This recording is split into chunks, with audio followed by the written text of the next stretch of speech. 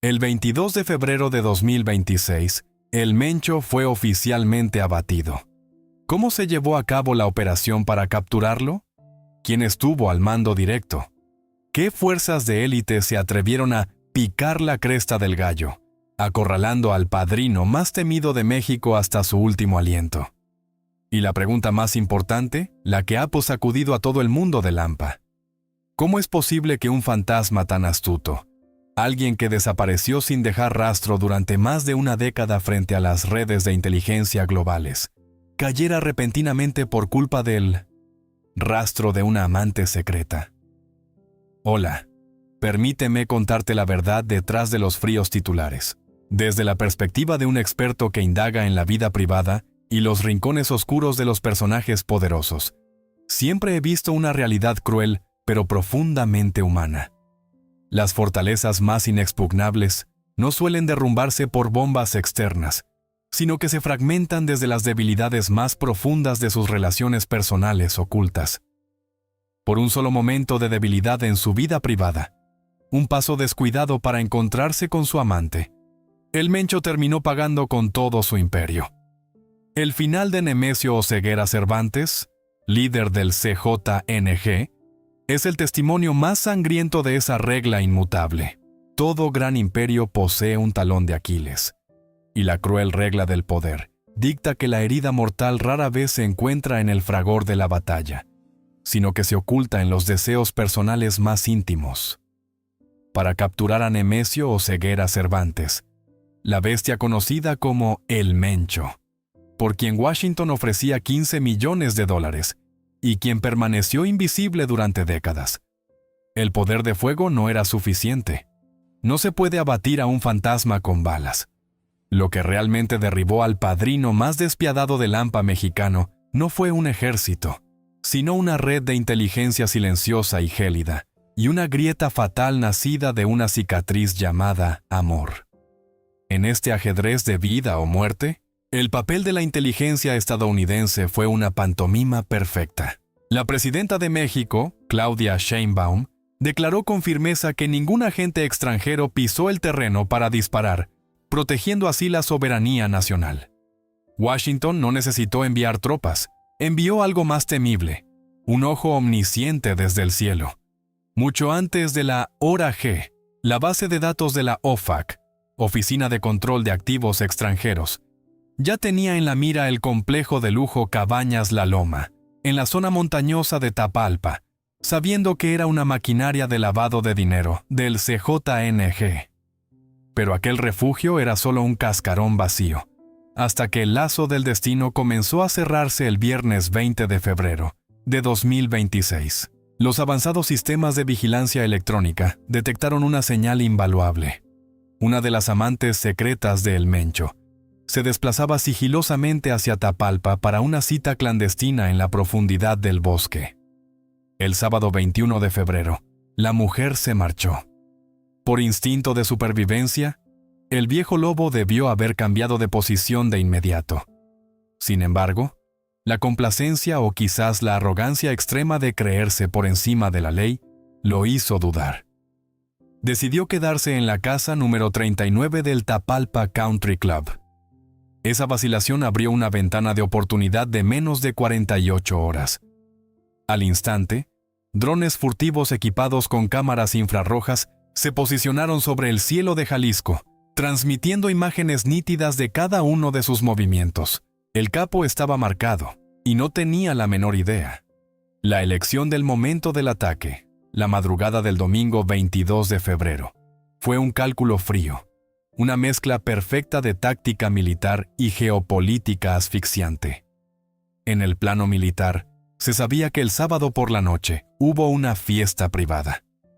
El ejército mexicano esperó hasta las 5 de la mañana del domingo, el momento en que el cansancio, el alcohol y el sueño vencen incluso a los guardaespaldas más curtidos.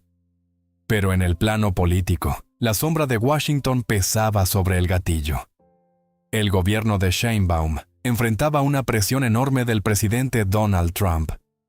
Los ultimátums sobre la crisis fronteriza y la epidemia de fentanilo habían acorralado a México. Abatir al líder del cártel más poderoso no era solo aplicar la ley. Era una jugada política para ganar tiempo, un trofeo sangriento para calmar la ira de Washington y frenar cualquier amenaza de intervención militar unilateral. El mayor desafío era el secreto absoluto.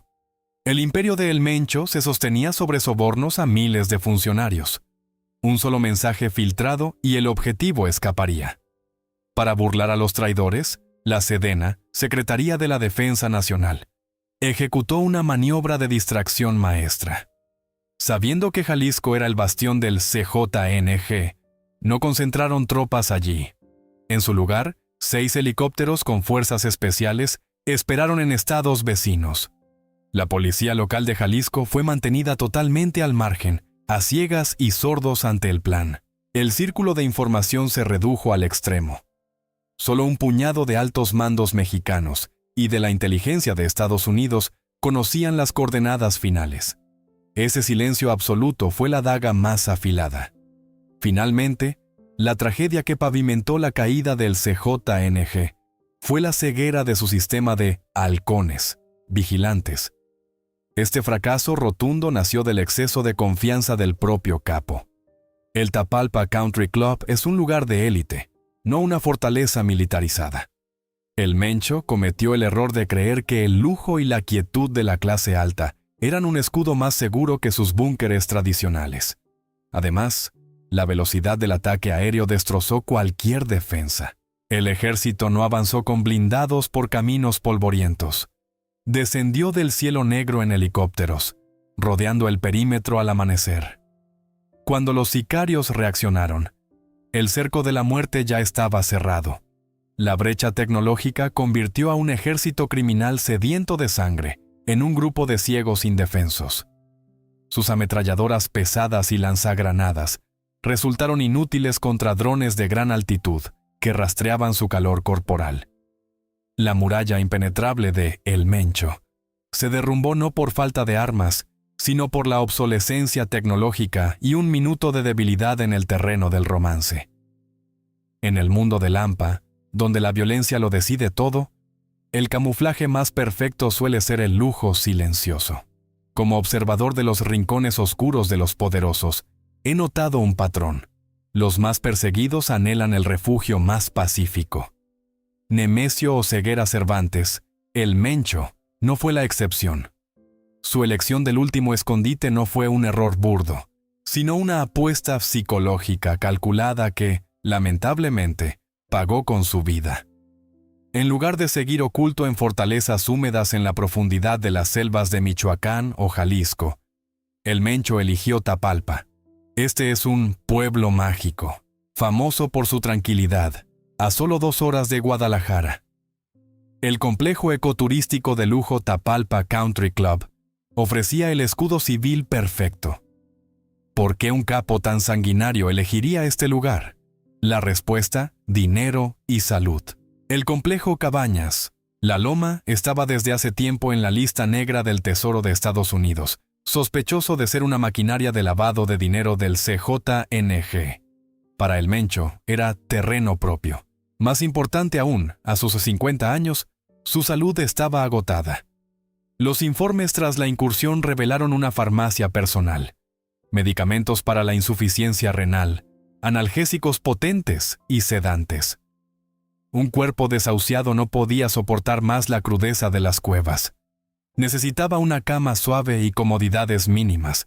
Ese deseo humano lo encerró en una jaula de oro. Para romper esa jaula, el gobierno mexicano lanzó una jugada abierta con sus piezas más selectas. La operación no fue un encuentro fortuito de la policía local, sino que estuvo bajo el mando directo del general Ricardo Trevilla, secretario de la Defensa Nacional, Sedena, bajo el gobierno de Claudia Sheinbaum. El general no solo trazó la táctica, sino que supervisó cada movimiento en pantallas satelitales esa noche fatídica. La punta de lanza que atravesó el corazón del Country Club fue el Cuerpo de Fuerzas Especiales del Ejército Mexicano. Mientras tanto, la Guardia Nacional estableció un cerco de acero en el perímetro exterior, controlando todas las arterias viales hacia el pueblo. Una red celestial sin fisuras.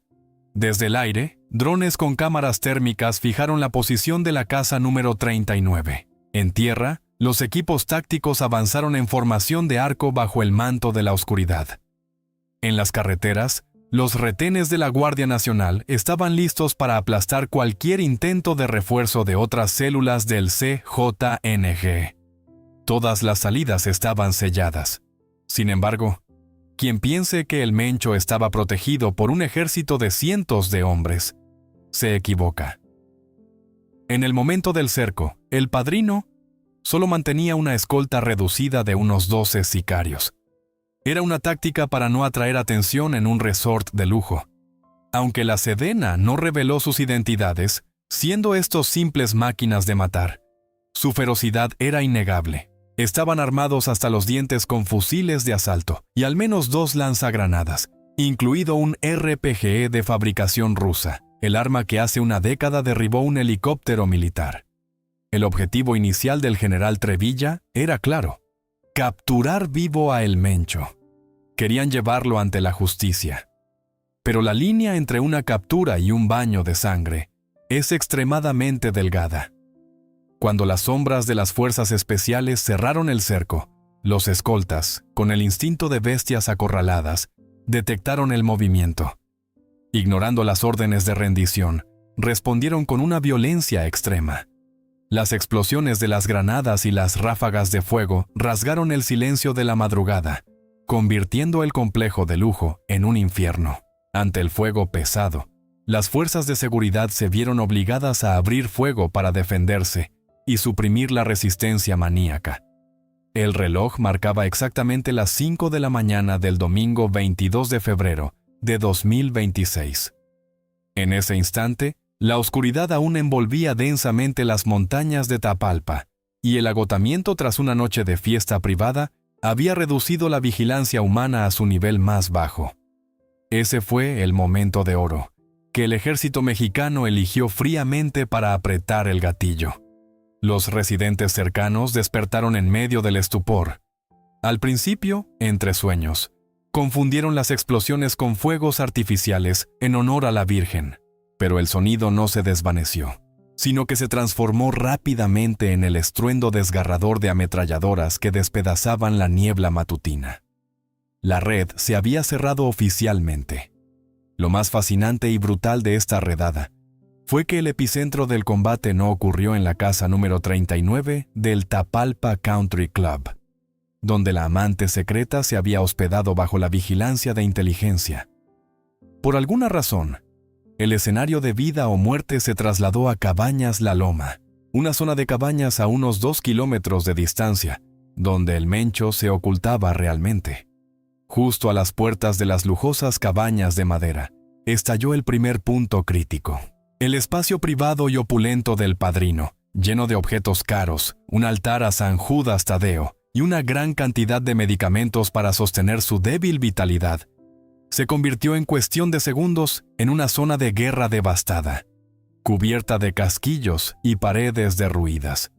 Para proteger este refugio, el CJNG había convertido el complejo en una auténtica fortaleza, con un poder de fuego capaz de enfrentar de tú a un ejército regular. El arsenal desplegado no era el de simples pandilleros. Contaban con decenas de fusiles de asalto, granadas, pistolas y 8 vehículos todoterreno listos para la huida. Lo más aterrador fue el uso de al menos 2 lanzagranadas, un Blinderside belga antitanque y un RPG ruso, el mismo modelo que el CJNG utilizó para derribar un helicóptero militar hace una década. ¿Por qué resistir de forma tan extrema? Desde un ángulo psicológico, para alguien como el Mencho, la existencia estaba ligada al poder absoluto. Rendirse nunca fue, ni sería, una opción. El fantasma que más lo aterraba no era la muerte, sino la orden de extradición con la recompensa de $15 millones colgando sobre su cabeza. Sabía perfectamente que, si era esposado, pasaría el resto de sus días enterrado vivo en una prisión Supermax en los Estados Unidos, tal como su archienemigo, el Chapo Guzmán. Además, la doctrina central del CJNG es la de una organización paramilitar radical, cimentada en la brutalidad absoluta. La orden no escrita de luchar hasta el último aliento fue lo que él sembró en sus subordinados, y en ese momento la aplicó para sí mismo. Conscientes de que la muerte llamaba a la puerta, los escoltas del Mencho ejecutaron una táctica de defensa suicida muy bien estructurada. Dispararon frenéticamente y usaron los lanzagranadas contra las fuerzas gubernamentales para dispersar el fuego y frenar el avance. 8 sicarios cayeron en ese lugar, intercambiando sus vidas por unos minutos valiosos para el capo.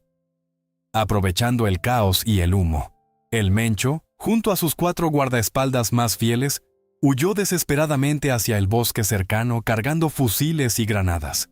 Y aquí fue donde se desató el segundo punto crítico: la persecución final más feroz.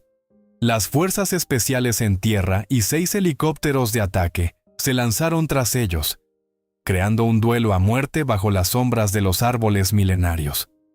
En su frenesí de supervivencia, los fugitivos llegaron a impactar con un lanzagranadas a uno de los helicópteros de persecución, obligándolo a realizar un aterrizaje de emergencia a 30 millas en la zona de Sayula. Sin embargo, el poder humano tiene límites, y el fuego de unos pocos individuos, Hong de Chonglai-suk, Man Ap Yao, Kwakamot Wong Mai Nha Nuok, no puede resistir el poder abrumador de toda una maquinaria estatal. En medio del fuego cruzado, el Mencho, con su cuerpo enfermo y en un estado de pánico total, intentó deslizarse fuera del cerco, abriendo una brecha de sangre hacia la espesura. Pero la justicia, aunque a veces tarda, es implacable. El capo recibió los disparos definitivos y cayó gravemente herido en la orilla del bosque. Tan pronto como el Mencho fue neutralizado, las fuerzas especiales tomaron el control de la escena. Los 8 escoltas leales fueron abatidos en el sitio. Los helicópteros militares, que siempre permanecieron con los motores encendidos, aterrizaron de inmediato. El general Trevilla, con una visión estratégica aguda, tomó una decisión vital. Bajo ninguna circunstancia llevarían al capo agonizante a la cercana ciudad de Guadalajara para evitar disturbios o intentos de rescate masivos por parte del cártel. En su lugar, el helicóptero médico despegó con el capo y los soldados heridos directamente hacia la Ciudad de México, dejando atrás un campo de batalla sembrado de metralla, para que las fuerzas de tierra limpiaran la zona. Nemesio Oseguera Cervantes exhaló finalmente su último suspiro en ese mismo vuelo de evacuación, cerrando un capítulo sangriento en la historia de la violencia en México. La redada en Tapalpa fue la prueba definitiva de que no hay fortaleza inexpugnable y que no existe poder que pueda vencer la decadencia del cuerpo y los riesgos ocultos de la vida privada. Contrario a lo que muchos imaginaron como una incursión relámpago, el primer disparo de las fuerzas especiales rasgó la niebla a las 5 de la mañana, pero hicieron falta más de 5 horas de combate sangriento para que el fuego cesara por completo. No fue sino hasta después del mediodía de aquel domingo cuando un silencio sepulcral envolvió el bosque tras el complejo Cabañas La Loma. Solo entonces, el ejército mexicano pudo establecer un perímetro de seguridad temporal sobre un terreno sembrado de metralla. Sin embargo, el destino de El Mencho se decidió en un lugar suspendido entre el cielo y la tierra. Aunque el capo poseía una red médica clandestina masiva, equipada para tratar su insuficiencia renal crónica, en el momento de la verdad, esos lujos privados resultaron inútiles. Herido de gravedad mientras huía desesperadamente por la selva, el Mencho fue capturado por los comandos mexicanos en estado crítico. Para evitar que el CJNG movilizara a sus tropas en un intento de rescate si era llevado a un hospital en Jalisco, el ejército tomó una decisión fría pero necesaria: la evacuación aérea inmediata. Junto a 2 de sus escoltas leales que también agonizaban, el Mencho fue subido a un helicóptero militar con rumbo directo a la Ciudad de México. Pero aquel que sembró la muerte para miles no vivió para enfrentar la justicia. El padrino exhaló su último suspiro sobre el suelo vibrante del helicóptero médico antes de que la aeronave lograra aterrizar en la capital. El imperio del CJNG perdió oficialmente su cabeza entre las nubes frías. La caída de un hombre poderoso siempre arrastra consigo un precio pagado con la sangre de otros. El saldo de víctimas no se limitó al resort de Tapalpa, sino que se extendió como un tumor maligno por todo el estado de Jalisco. Por parte del cártel, 8 sicarios fueron abatidos en total. 4 murieron defendiendo las cabañas. El Mencho y 2 escoltas fallecieron en el traslado médico, y uno más cayó durante los enfrentamientos. Lo irónico es que, mientras los más leales entregaban la vida, 2 miembros del CJNG prefirieron rendirse pacíficamente, saliendo ilesos de la operación. No obstante, las pérdidas más dolorosas recayeron sobre las fuerzas de seguridad e inocentes. En el epicentro de Tapalpa, el fuego de los sicarios solo hirió a 3 soldados de élite, pero la represalia frenética en los anillos exteriores provocó una tragedia nacional. Para frenar a las columnas de refuerzo del CJNG, que intentaban rescatar a su líder, 25 soldados de la Guardia Nacional murieron heroicamente, principalmente en la zona de Zapopan. La ola de violencia también se cobró la vida de un agente de la Fiscalía en Guadalajara y un custodio asesinado brutalmente durante un motín carcelario en Puerto Vallarta. En la escena de Tapalpa, lo incautado por las fuerzas especiales reveló la verdadera naturaleza de este imperio. No había discos duros con listas de lavado de dinero. Lo que quedó fue un arsenal de guerra. Destacaron 2 lanzagranadas, incluido un RPG del mismo modelo que derribó el helicóptero militar en 2015. Decenas de fusiles, granadas y vehículos blindados quedaron abandonados entre manchas de sangre. Cualquier documento de inteligencia hallado fue sellado de inmediato como Top Secret por la Sedena. Sin embargo, su riqueza inconmensurable quedó expuesta en un operativo paralelo contra el Tuli, otro cabecilla en el Grullo, donde se decomisaron casi 1,4 millones de dólares en efectivo. El fin de la operación fue el inicio de una pesadilla para los civiles. El repliegue militar fue de naturaleza golpear y retirarse. Una vez controlado el bosque, los helicópteros descendieron para extraer los objetivos de alto valor: el capo moribundo, los comandos y los heridos. Cumplida la misión, las fuerzas de élite se retiraron rápidamente, dejando atrás un escenario de casquillos, el olor a vehículos quemados y un vacío de seguridad letal. Esta retirada apresurada dejó al pacífico pueblo turístico de Tapalpa a merced de una venganza atroz. Al caer la noche, los remanentes del CJNG salieron de sus escondites. Sin líder, se convirtieron en jaurías rabiosas. Armados con bidones de gasolina, recorrieron las calles incendiando vehículos y tiendas de conveniencia Oxxo para aterrorizar a la población. El costo de derribar a un gran capo terminó recayendo sobre los hombros de los ciudadanos más vulnerables.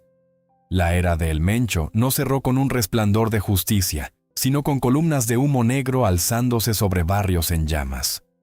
Con el CJNG descabezado, una guerra interna feroz parece ahora inevitable. El gobierno de la presidenta Claudia Sheinbaum ejecutó una táctica mediática fríamente calculada, denominada retrasar para controlar. Aunque el Mencho exhaló su último suspiro en el helicóptero médico alrededor del mediodía del 22 de febrero de 2026, el mundo solo conoció la noticia oficial a las 21:00 horas de ese mismo día. Ese vacío de 9 horas fue una carrera frenética contra el tiempo por parte del ejército. Necesitaban trasladar el cuerpo a una base militar secreta en la Ciudad de México y desplegar urgentemente a 3,000 refuerzos en Jalisco antes de que estallara la furia del cártel. El gobierno quería evitar a toda costa un escenario tipo Culiacanazo, aquella tragedia donde el cártel sitió al ejército para forzar la liberación de un detenido, esperando a que la situación fuera irreversible para anunciar la cruda verdad. Sin embargo, la red de inteligencia interna del CJNG detectó la muerte de su líder mucho antes a través de sus canales de radiofrecuencia y la violencia estalló antes de que las autoridades pudieran emitir palabra alguna. La ola de incendios de vehículos y bloqueos de carreteras, conocidos como narcobloqueos, comenzó a las 14:00 horas del 22 de febrero, creando un infierno en la tierra que duró 3 días seguidos. El estado de Jalisco cayó bajo una ley marcial no oficial. Los sicarios del CJNG, enfurecidos por la pérdida de su señor de los gallos, ejecutaron una táctica de corte de arterias para aislar por completo los grandes centros urbanos. En la capital, Guadalajara, los accesos clave hacia Zapotlanejo, Chapala y Moreno fueron bloqueados por los esqueletos calcinados de camiones de carga, dejando a miles de ciudadanos atrapados en el terror. Incluso el enclave turístico de Puerto Vallarta, la mina de oro de México, no escapó de la espiral de violencia. La carretera costera fue cortada y el aeropuerto internacional fue rodeado por grupos armados, provocando el pánico total entre los turistas internacionales. Los daños económicos y materiales de esta represalia son astronómicos, capaces de sacudir la economía del occidente mexicano. Más de 150 vehículos fueron robados e incendiados para servir como barricadas. Cadenas de tiendas de conveniencia, como Oxxo, fueron saqueadas y reducidas a cenizas bajo la furia del cártel. Los expertos estiman que el estado de Jalisco perdió alrededor de $250 millones diarios debido a la parálisis comercial y el cierre de fábricas. Más grave aún, la confianza de los inversores internacionales se vio profundamente afectada. Un duro golpe al prestigio de México, justo antes del Mundial de Fútbol 2026. La rebelión no se limitó a las fronteras de Jalisco, sino que se extendió por los tentáculos del CJNG en los estados vecinos. En Colima, la entrada al puerto de Manzanillo fue sacudida por explosiones, una advertencia de que el cártel aún controla las arterias del comercio internacional. En Guanajuato, las ciudades de Celaya e Irapuato presenciaron incendios masivos de vehículos como una demostración de fuerza ante sus rivales. Especialmente en Michoacán, tierra natal de El Mencho, grupos armados locales organizaron patrullajes y abrieron fuego contra estaciones de policía como un ritual de despedida y una muestra de lealtad absoluta hacia su líder fallecido. No fue hasta el 25 de febrero cuando el Ejército Federal logró restablecer los puestos de control y dominar los principales nudos de transporte, recuperando un orden temporal. Sin embargo, bajo las cenizas de los autos quemados y la quietud forzada de las calles, una corriente subterránea está hirviendo. La muerte del gran capo en la soledad de su refugio ha dejado un inmenso vacío de poder, donde los lobos jóvenes ya acechan para despedazar la sombra gigante que el Mencho dejó atrás. La caída de un pilar como Nemesio o Ceguera Cervantes ha empujado de inmediato al imperio del CJNG a una feroz crisis de sucesión. Actualmente, el mundo de Lampa observa con aliento contenido 2 escenarios principales para el trono vacante. Por un lado, está el escenario dinástico centrado en la figura de Rubén Oceguera González, alias El Menchito. A pesar de estar recluido en una prisión de Estados Unidos, el prestigio de su linaje sigue siendo el pegamento que une a las facciones más leales. Sin embargo, dirigir una red criminal transnacional desde una celda de máxima seguridad a través de abogados es un desafío logístico extremadamente arriesgado. En el bando opuesto, se encuentra el escenario del poder real con Audias Flores Silva, alias El Jardinero. Él controla las arterias económicas del cártel mediante el dominio de las zonas de producción de drogas sintéticas y posee el ejército privado más sofisticado de la organización. Si El Jardinero toma el mando, el CJNG dejará de ser una organización criminal tradicional para transformarse en una corporación militarizada, más brutal y temeraria que nunca. Esta guerra civil interna no es solo un asunto del cártel. Hará que todo México se estremezca bajo una ola de purgas implacables. Esta inestabilidad ha generado un vacío de poder en los cruces fronterizos estratégicos entre México y Estados Unidos. El cártel de Sinaloa, archienemigo del CJNG, no dejará pasar esta oportunidad de oro para lanzar una ofensiva total y recuperar las rutas de tráfico de fentanilo y metanfetaminas. La lucha por el control de las plazas fronterizas provocará una escalada de violencia que amenaza directamente la seguridad de estados como Texas y Arizona. Es una realidad cruda. Cuando una estructura gigantesca pierde su mando central, la frontera se convierte en un agujero negro de caos.